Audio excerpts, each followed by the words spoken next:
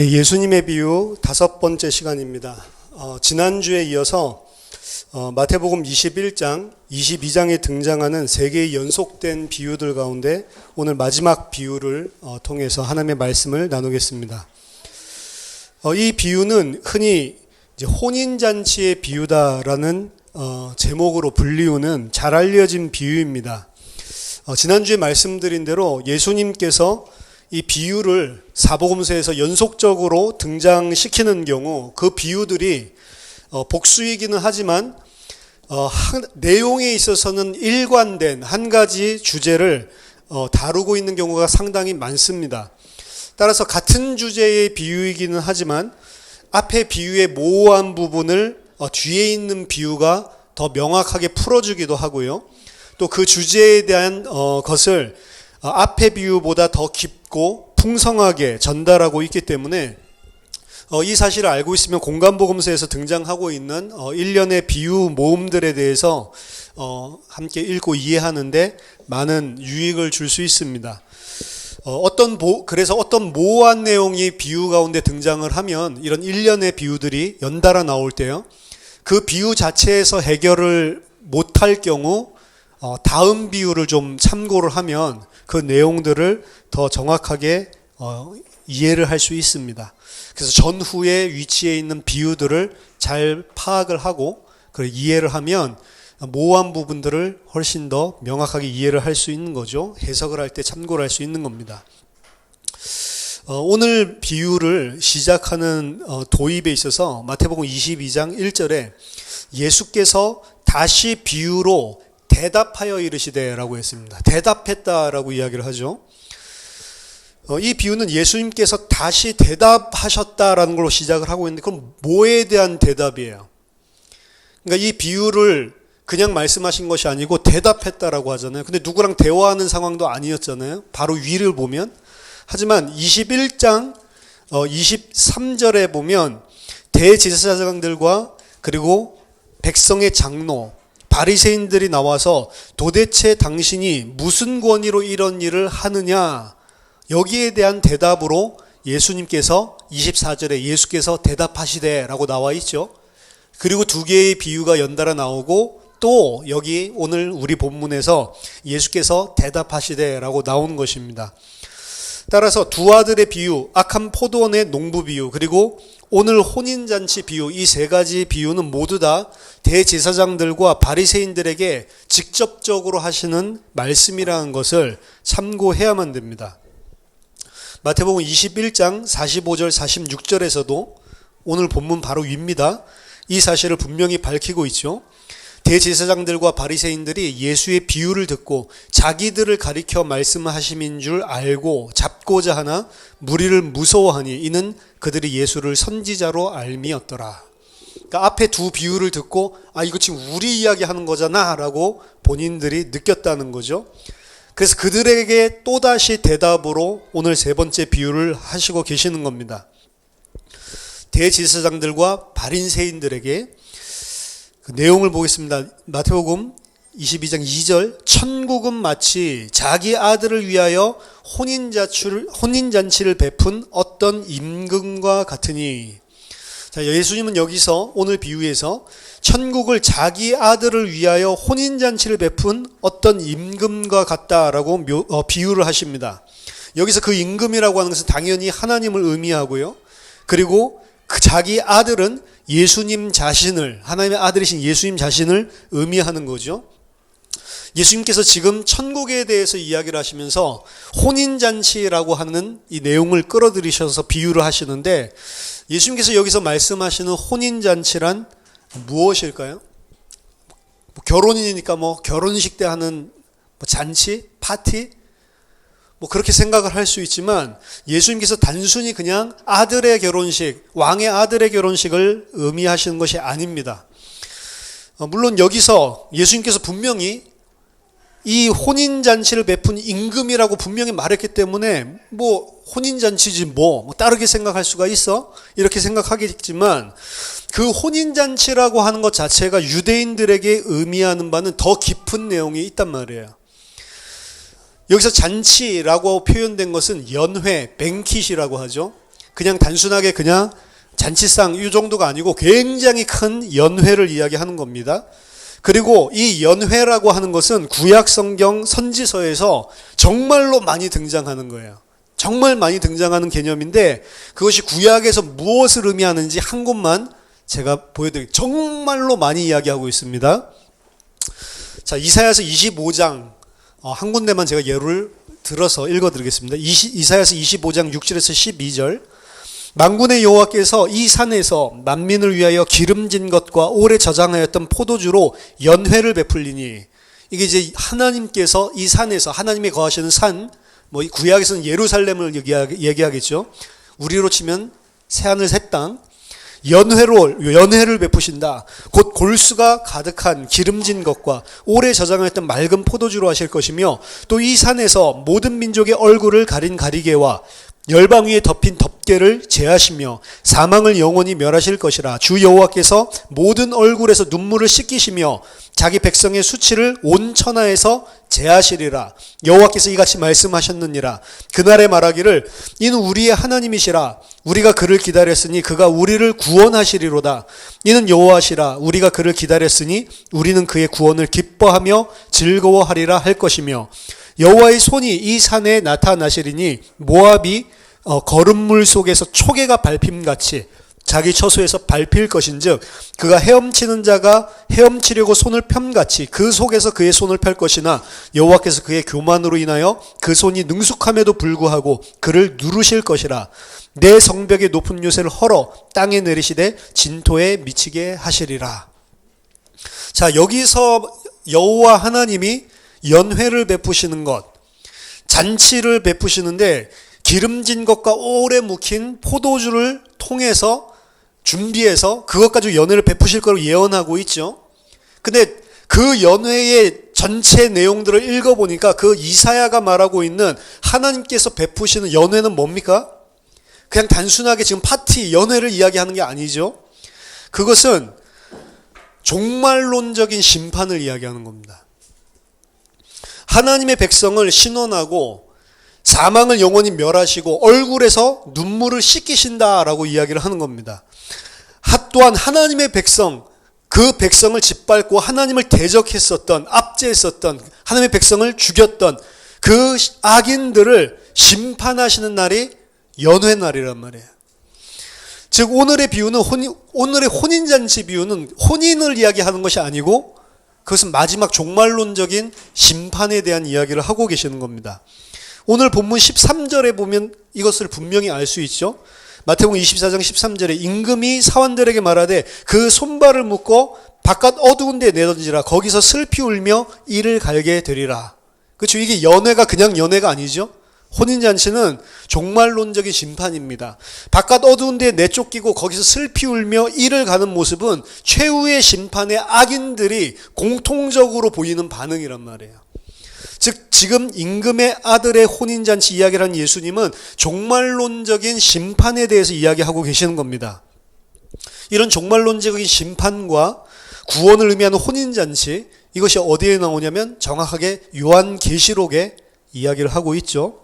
계시록 19장 9절에 보니까 천사가 내게 말하기를 기록하라. 어린 양의 혼인잔치에 청함을 받은 자들은 복이 있도다 하고 또 내게 말하되 이것은 하나님의 참되신 말씀이니라. 마지막 심판 때 그거를 어린 양의 혼인잔치라고, 이게 구약에서부터 쭉 일관된 흐름입니다. 그 흐름들 속에서 예수님이 지금 아들의 혼인잔치, 종말론적인 심판에 대해서 지금 이야기를 하고 계시는 거예요.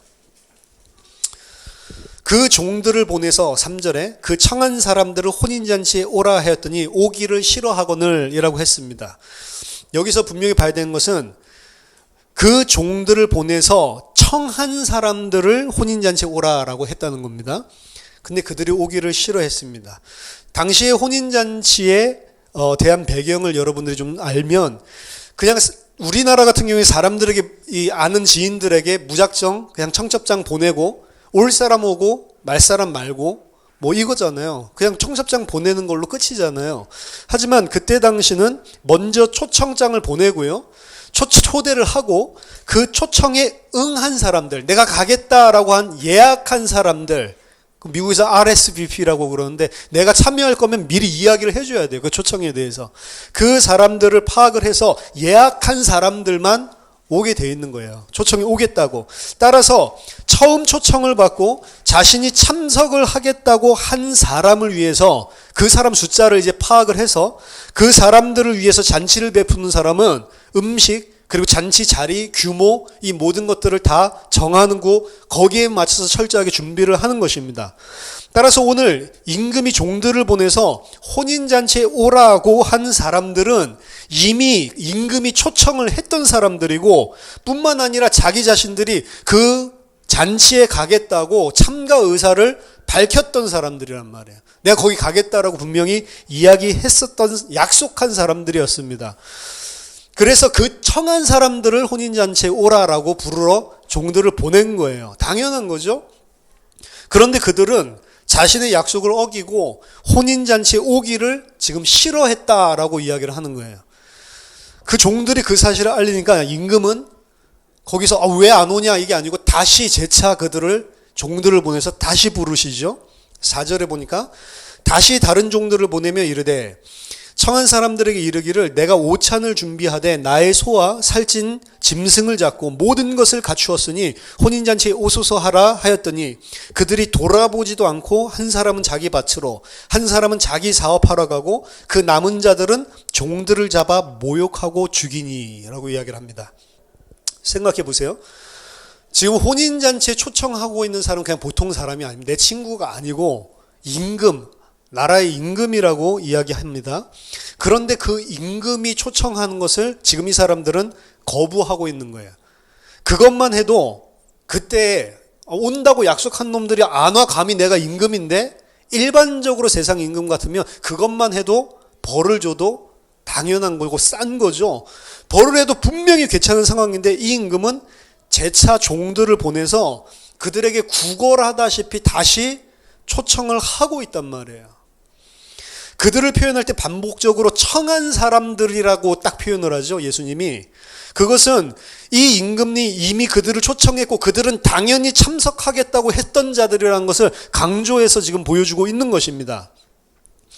왕이 내가 오찬을 준비하고 나의 소와 살찐 짐승을 잡고 모든 것을 다 갖추었으니까 제발 오소서 라고 간절히 다시 한번 그들을 지금 초청하고 있단 말이에요.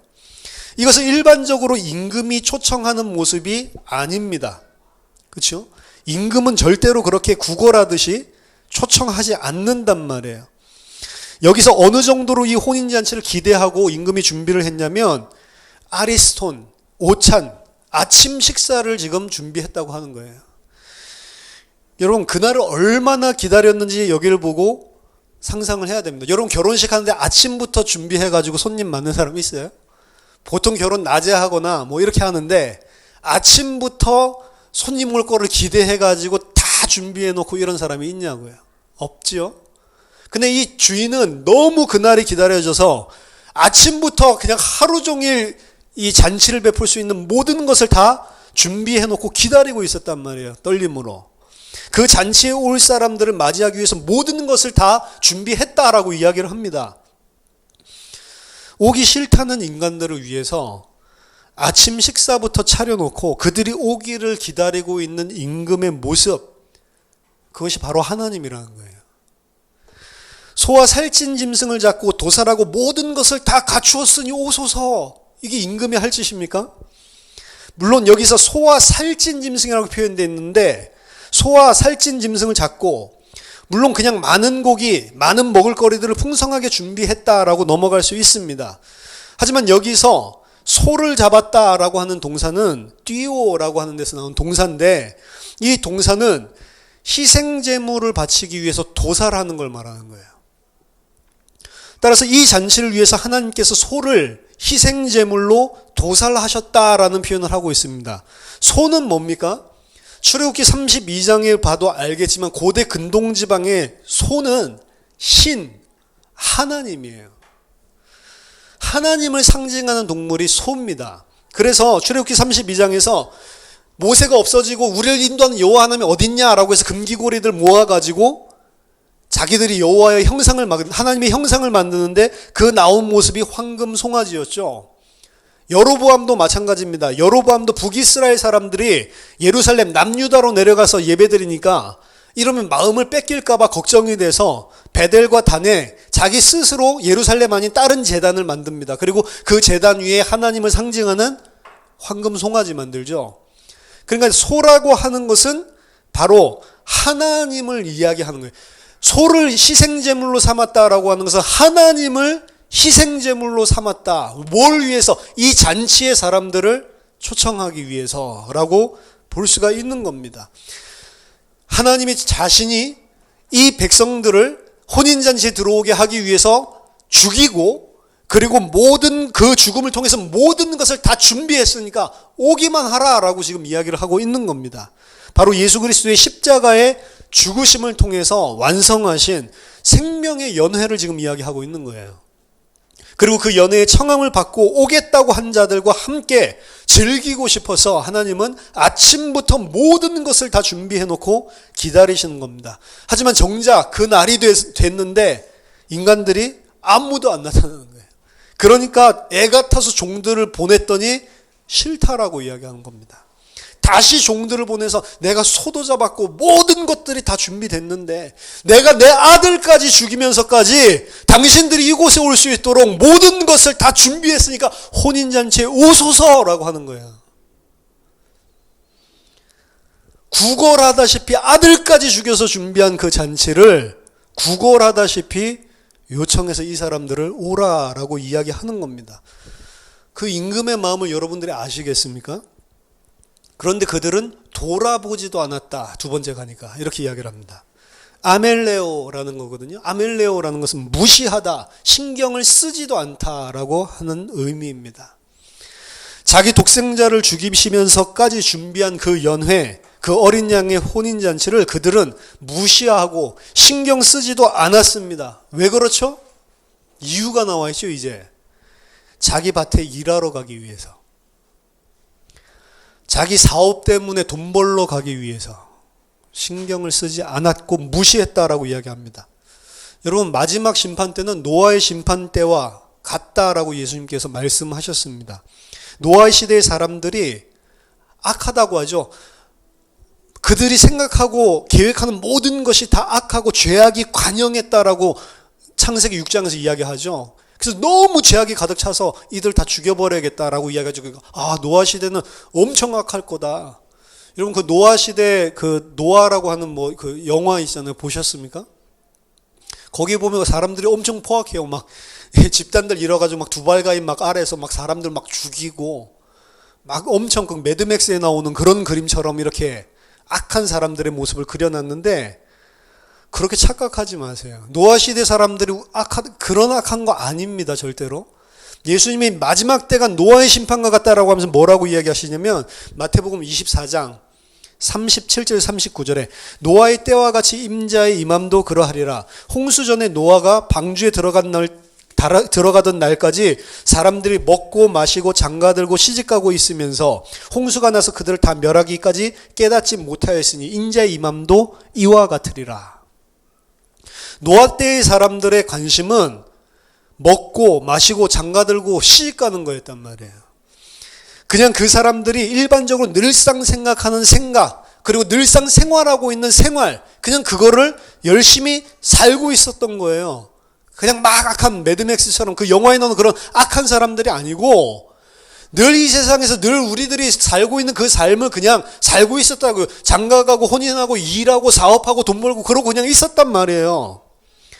그들이 악하다라고 말하고 있는 건, 성경이 말하고 있는 것은 정말로 이 땅에서 우리가 생각하는 윤리 도덕 기준으로 그때 사람들은 너무 악했다, 사악했다 이 이야기를 하는 게 아닙니다.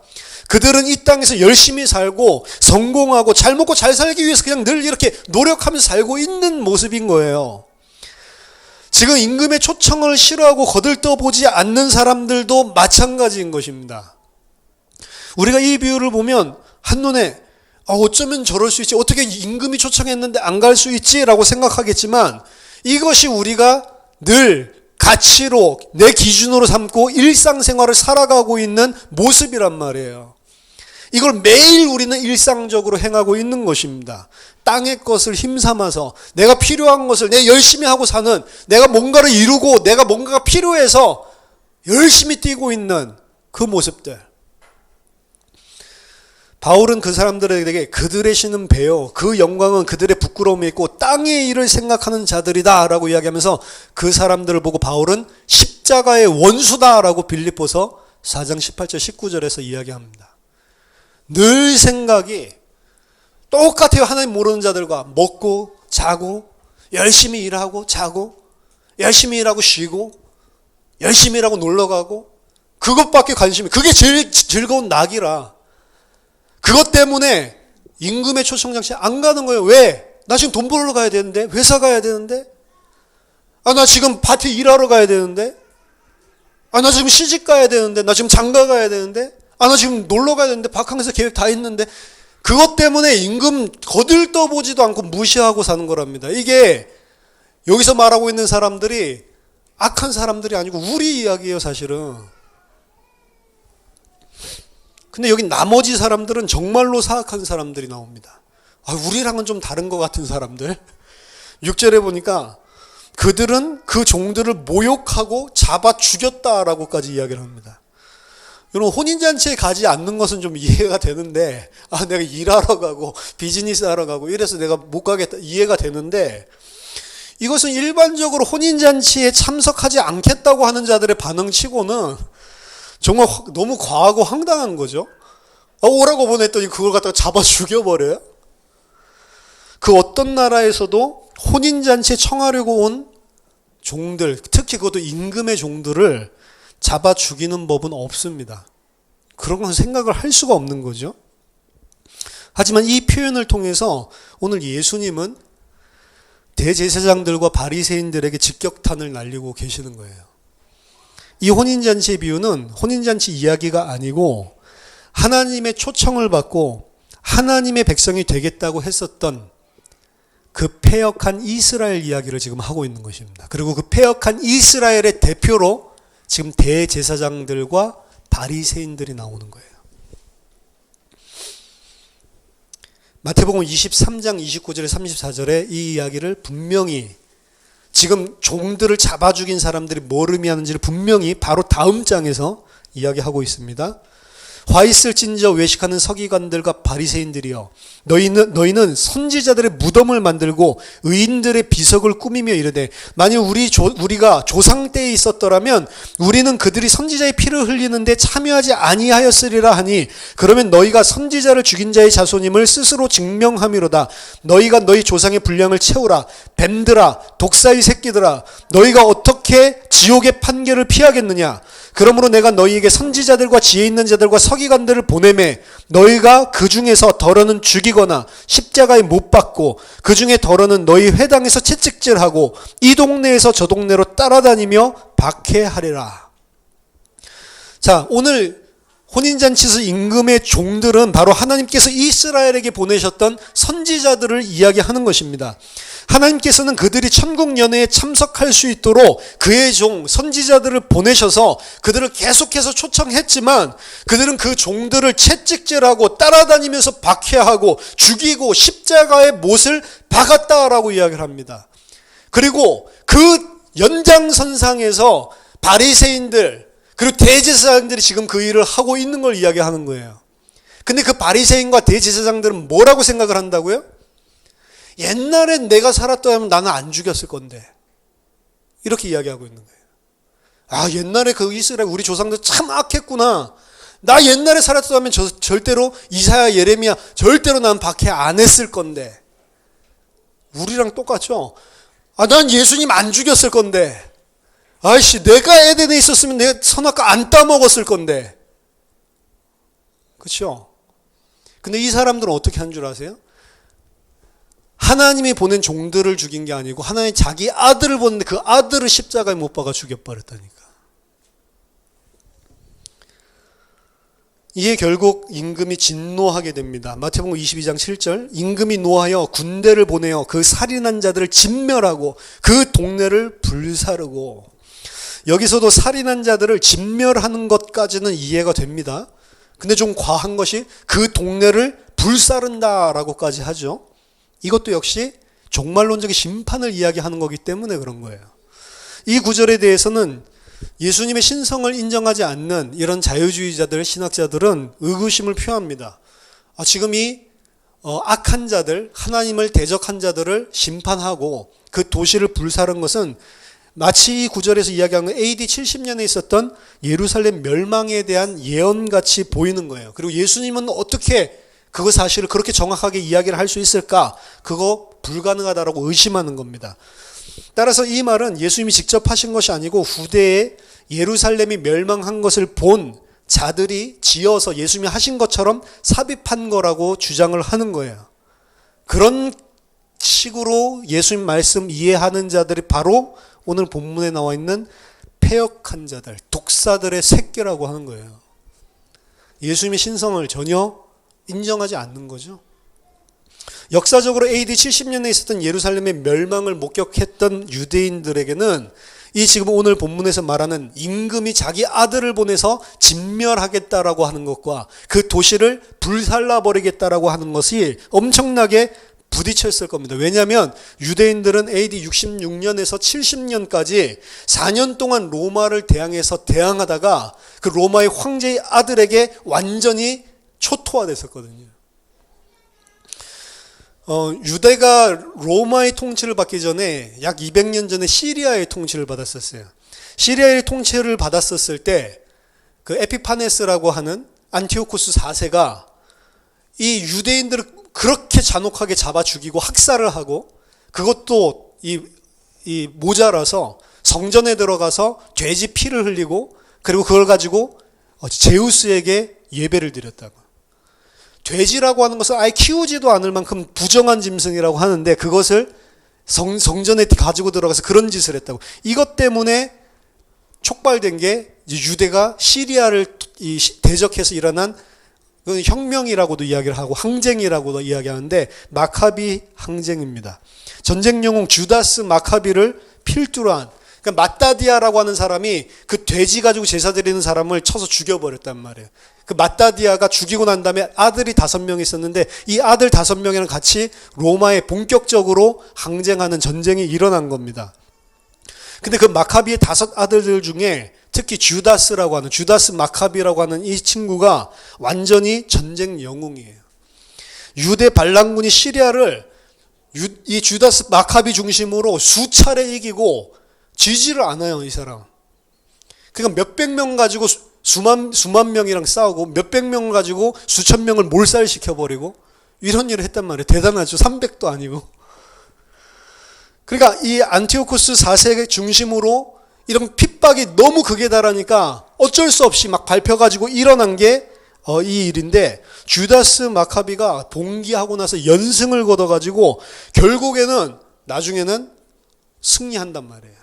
그래서 주다스 마카비를 랍비들이 모여가지고 이 사람이 메시아다라고 메시아 선포식을 했다니까. 왜요? 성경에서 이야기한 것처럼 말도 안 되는 전쟁을 가지고 이 나라를 해방시켰으니까 그 성전을 다시 탈환을 했죠. 더럽혔던 성전을. 그것이 여러분들이 잘 아는 엄청난 승리로 그 성전을 다시 회복했었던 그걸 기념하는 게 하누카 수전절이라고 하는 거예요. 지금 미국에서도 하누카를 항상 지내죠. 유대인들 중심의 나라니까요. 그 후로 200년이 지나서 유대인들이 다시 로마를 대적해서 일어난 것입니다. 그리고 이 로마 전쟁이 4년이나 됐다고 했죠. 실제로 유대인들이 일어났는데 마카비 때처럼 이기는 거예요. 그러니까 이제 또다시 이제 그날이 왔구나. 안 그래도 지금 메시아 기대사상이 잔뜩 높아 있는데 막 연전을 하고 막 이겼다. 로마를 그 조그만 나라가 어떻게 그런 승리를 거둘 수 있었죠? 왜냐하면 예루살렘은 당시 로마에게 있어서 그리 중요한 도시가 아니었습니다. 이스라엘은 예루살렘이 최고죠. 예루살렘 최고 중요한데 로마에 있어서는 그렇게 중요한 도시가 아니기 때문에 로마의 주력 부대가 주둔하고 있지 않았어요. 로마가 중요하게 본 도시는 가이사랴 빌립보였습니다.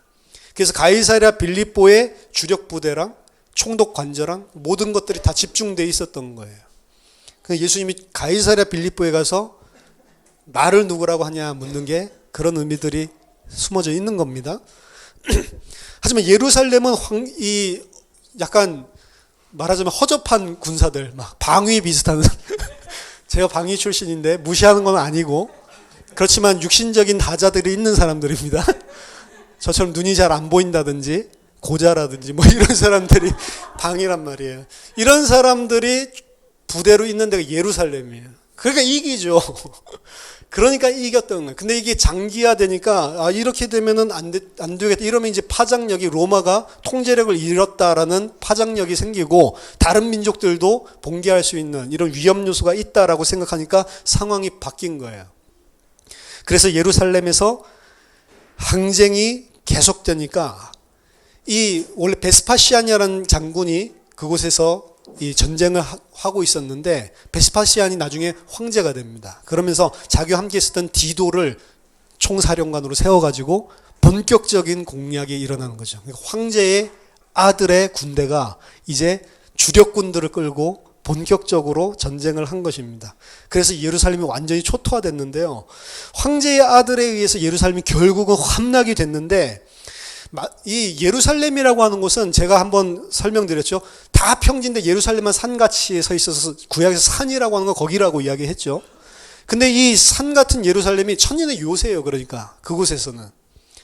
그러니까 천년의 요새이기 때문에 쉽게 그냥 웬만한 군사를 가지고는 함락하기가 어렵단 말이에요. 마지막에 이 아들 디도 장군을 통해서 베스파시안 황제가 70년에 완전히 초토화시킬 때 어떻게 했냐면, 아예 주력 부대가 오니까 예루살렘이랑 똑같은 산을 옆에다 만들어 버려요.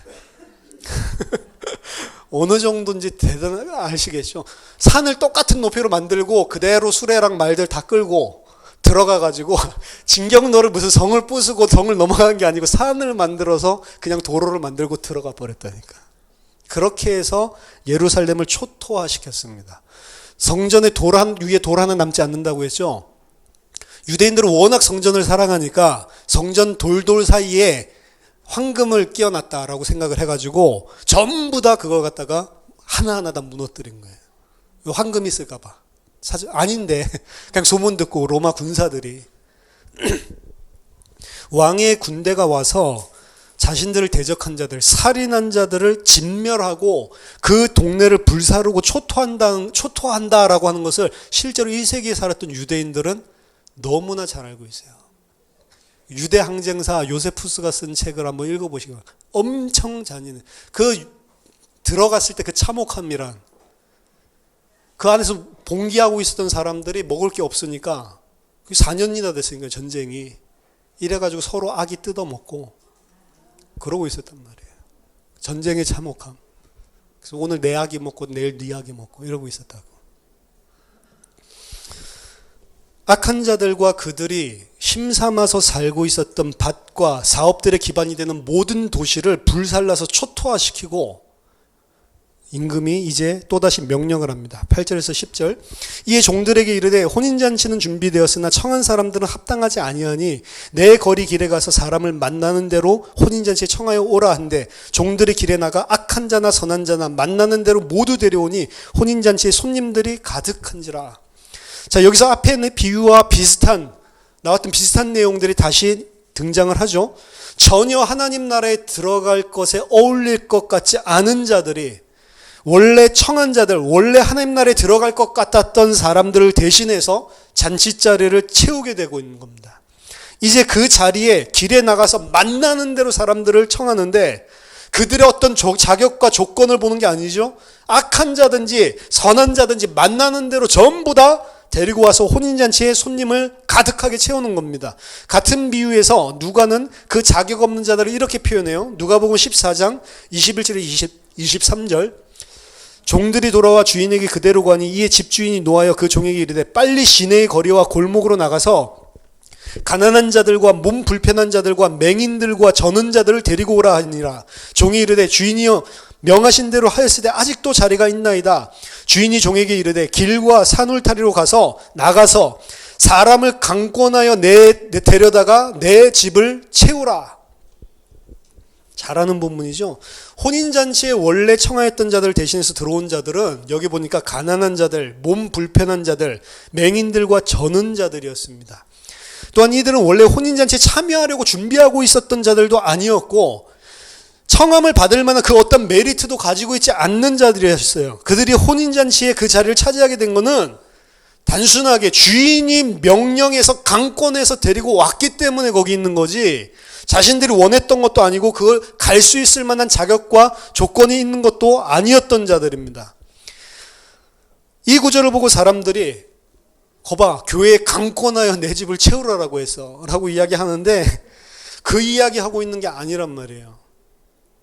이것은 하나님의 백성으로 자청을 하지만 결국은 세상 것을 힘삼아 살고 있었던 대제사장들 그리고 자신의 의와 율법으로 말미암아 자기의 의를 앞세워서 하나님의 의인 그리스도를 거부하고 자기의 의로 하나님 앞에 서려고 했었던 바리새인들 그렇게 힘이 있고 세상에서 그리고 자기의 바른 율법 지킴으로 살았던 자들을 자격이 있어 보이거든요. 세상 눈에서 봤을 때. 하지만 그 자격이 있어 보이는 자들이 혼인잔치에 들어간 것이 아니고 그 어떤 것도 내세울 것이 없는 가난한 자, 병자, 맹인들이 자력이 아니라 하나님의 강권적인 택하심으로 하나님 나라에 들어가게 됐다라는 걸 이야기하는 것이 강권하여 내 집을 채워라지 누구든지 나가서 다 교회 안에 끌어모아놔라라고 하는 이야기가 아니란 말이에요. 누구든지 천국에 들어갈 수 있지만 끌어다 넣는다고 가는 거 아니란 말이에요. 그게 이제 그 다음에 나오죠. 누가 천국에 들어갑니까? 하나님께서 강권적으로, 더 정확히 말하면 강권적이란 말은 폭력적으로 강제로 끌고 와서 집어넣은 사람, 그 사람이 가는 거예요.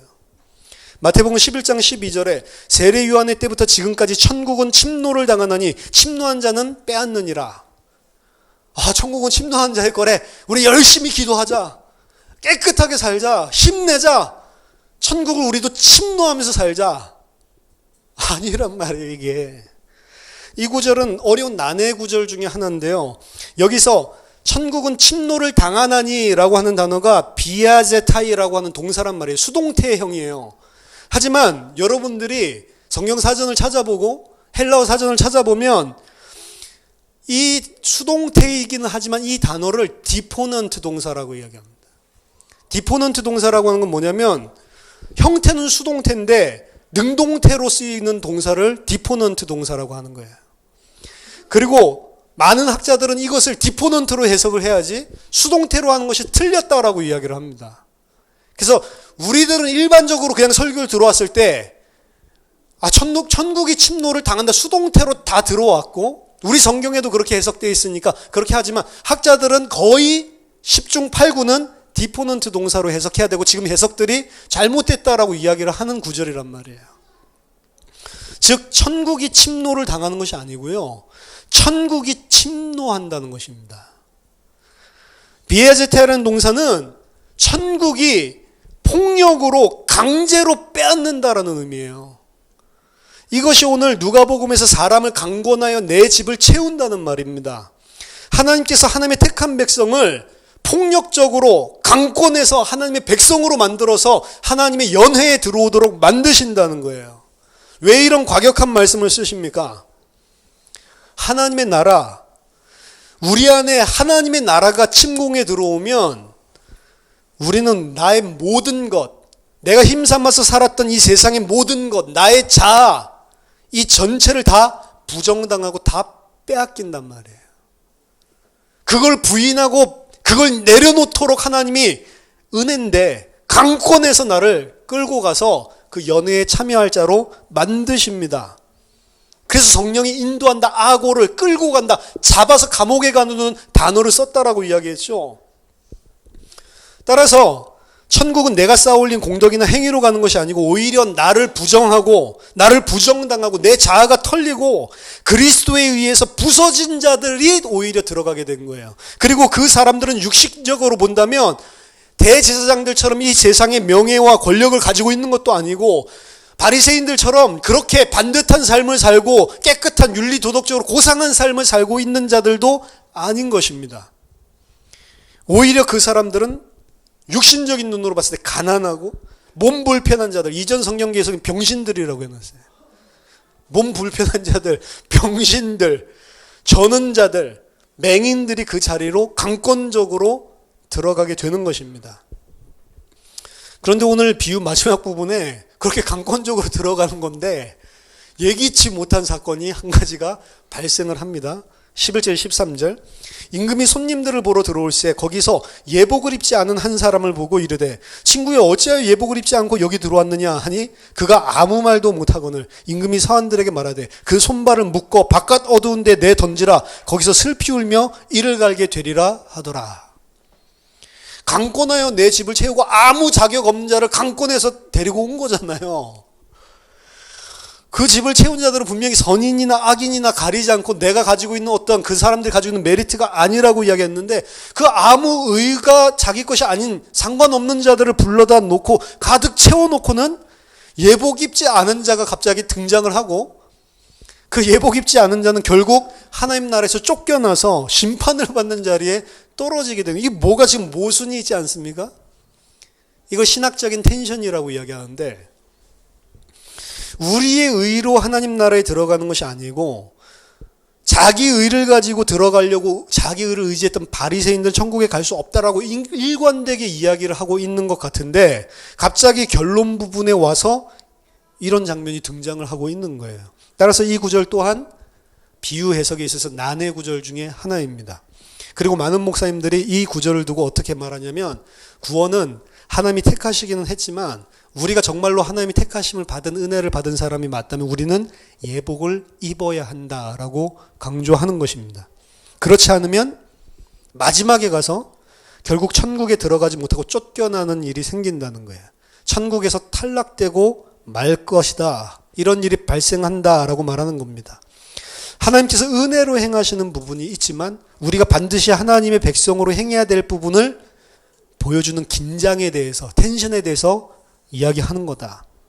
따라서 우리는 언제든지 이 사실을 간과하지 말고 하나님의 백성다운 삶을 살아야 한다라고 설교를 한단 말이에요.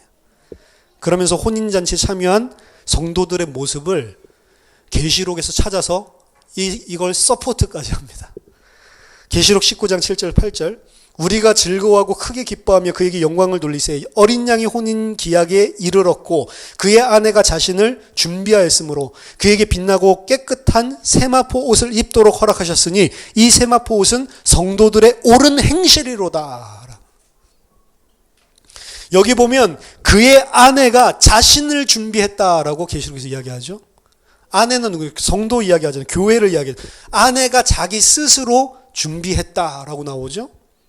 그가 빛나고 깨끗한 세마포 옷을 입도록 허락하셨는데 그 세마포 옷이 뭐냐? 성도들의 옳은 행실이래요. 따라서 어린 양의 신부된 교회 성도는 자신을 옳은 행실로 준비하는 것이 바로 세마포 옷을 입는 것이고 이것이 바로 오늘 비유에서 예복을 입는다는 것이다 라고 설교를 하고 있단 말이에요. 과연 맞습니까? 이렇게 해석을 한다면 지금까지 우리가 나눴던 모든 비유는 완전히 반대 이야기를 하고 있는 거란 말이에요. 반대로 우리 지금까지 13장부터 쫙 다 풀었는데 이 마지막 오늘 본문에 와서 불쑥 튀어나와가지고 아니야 그래도 너희들이 할 게 있지 라고 이야기를 하고 있는 꼴이란 말이에요. 이런 식으로 그래서 해석을 많이 하는데 이런 식으로 해석을 하는 것은 전체 맥락에서 맞지도 않고요. 하지만 우리가 가지고 있는 세계관, 이 땅의 가치관, 윤리관 거기에 비추어 본다면 너무나 이렇게 해석하는 게 자연스러우니까 그냥 그렇게 해석을 하는 거예요. 하지만 그것은 잘못된 겁니다. 그리고 계시록 본문도 자세히 보면 그 말을 하고 있는 게 아니에요. 오늘 본문도 말하고자 하는 진리는 그게 아닙니다. 자, 지금 임금은 혼인잔치에서 초청된 자들이 거듭되는 초청에도 응하지 않고 도리어 임금이 보낸 종들을 능욕하고 죽이기까지 하고 그러니까 그들을 다 진멸하고 나서 길에 나가 닥치는 대로 사람들 강권의 잔치 자리에 참여하게 했죠. 그렇다면 이렇게 갑작스러운 초청에 응해서 강권하여 온 자들이 집에서 예복을 준비하고 차려입고 오는 것은 상당히 힘들겠죠. 본문을 이해하기 위해서 한 가지 생각해야 될 점은 고대 근동사회에서 왕이 혼인잔치의 귀인들을 초청하는 관습입니다. 왕이 귀인들을 혼인잔치에 초청할 때 주인은 그 손님들을 위해서 자신이 예복을 미리 준비해 놓습니다.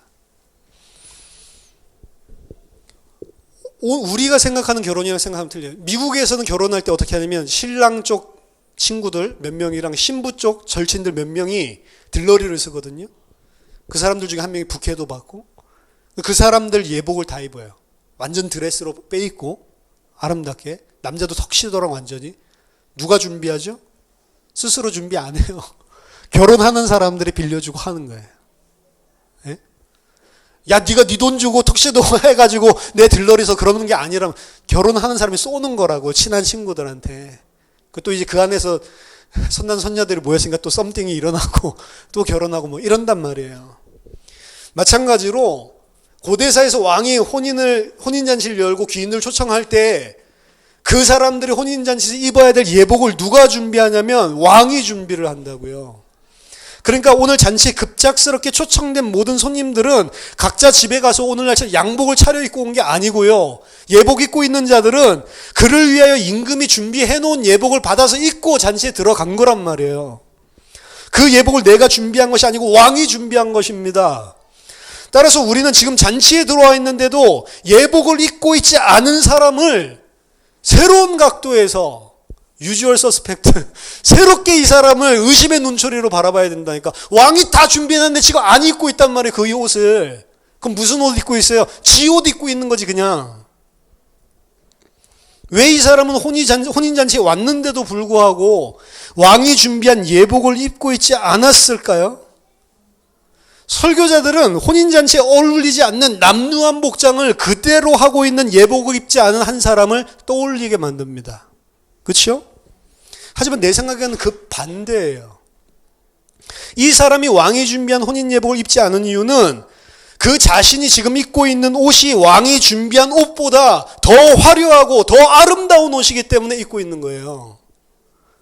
만약 거지라고 한다면, 남루한 행색을 하고 있는 자라고 한다면 왕이 준비해 놓은 이 혼인 예복장 왜 안 입겠어요? 당연히 그게 좋으니까. 그렇죠?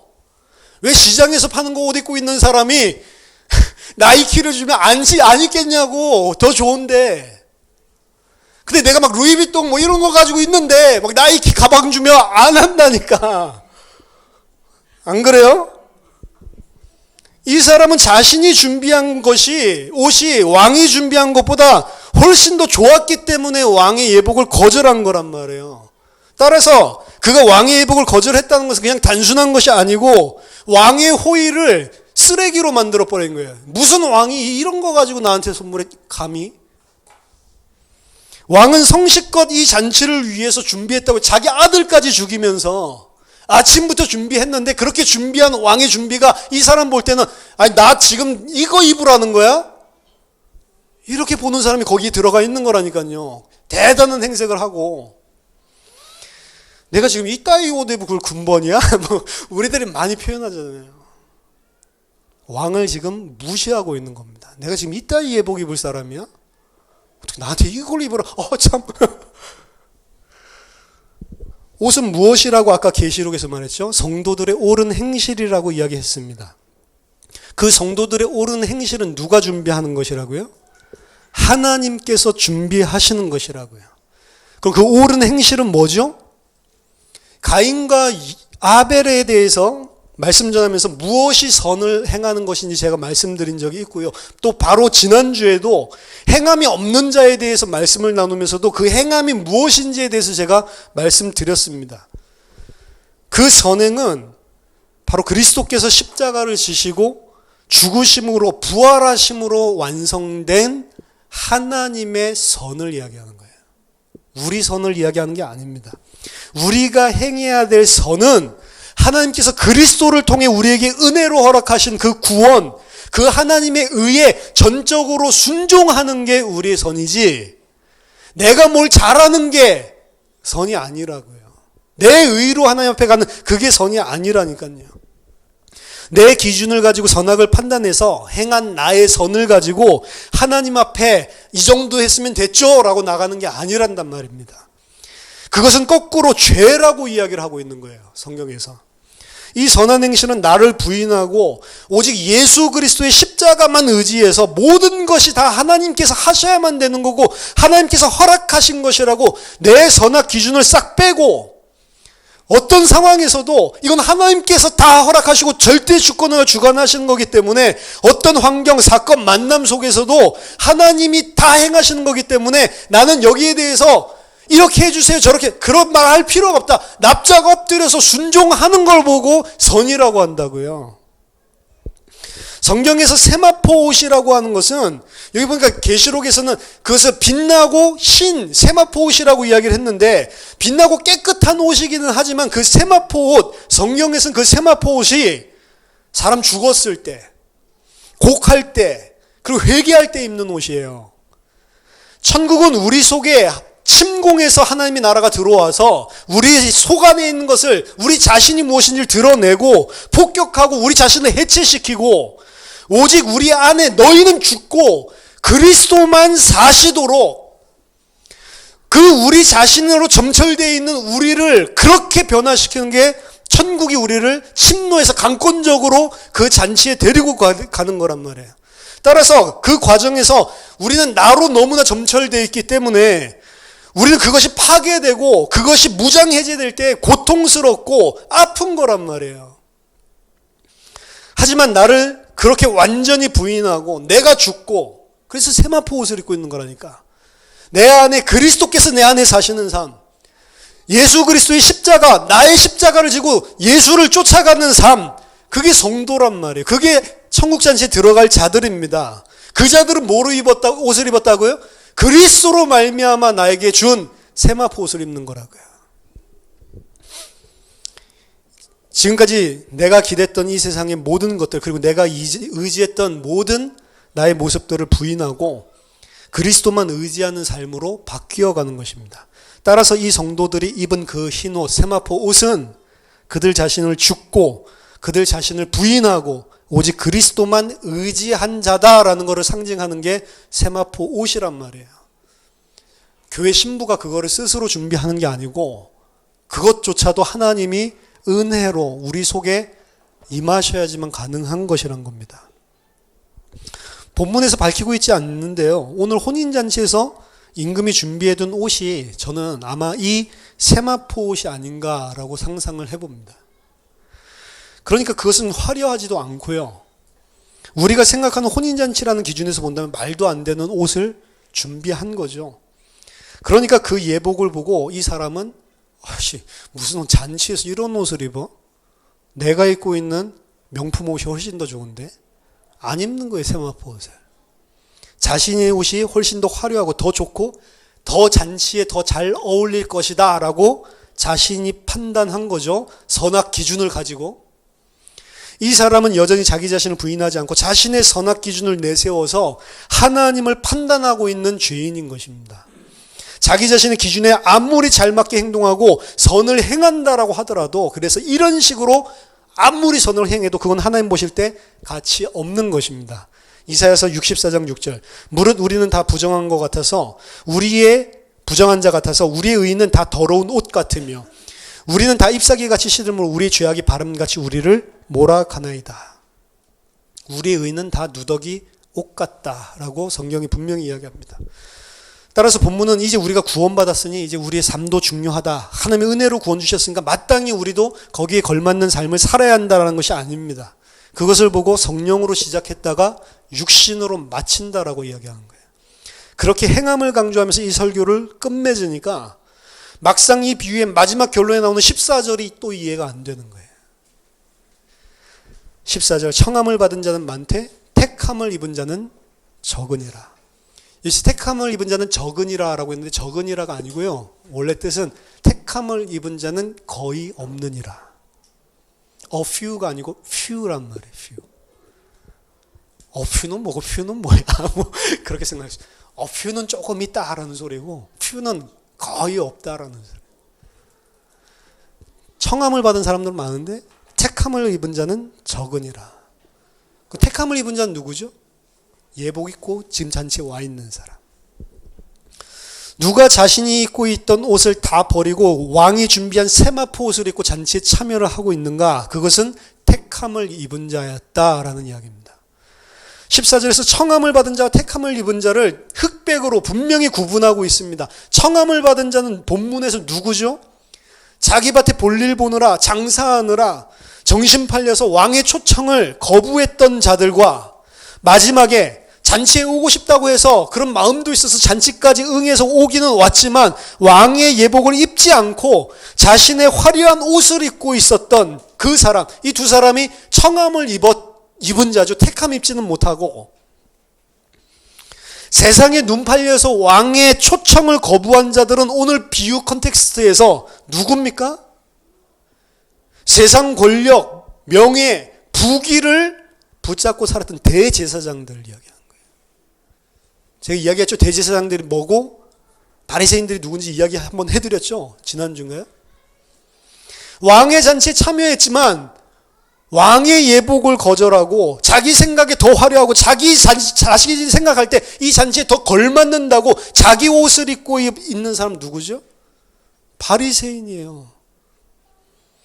내가 의롭다고 해서 하나님이 그 의를 힘써 부정했던 자들이라고 바울이 이야기하잖아요. 이 사람들이 바로 바리새인 장로들입니다.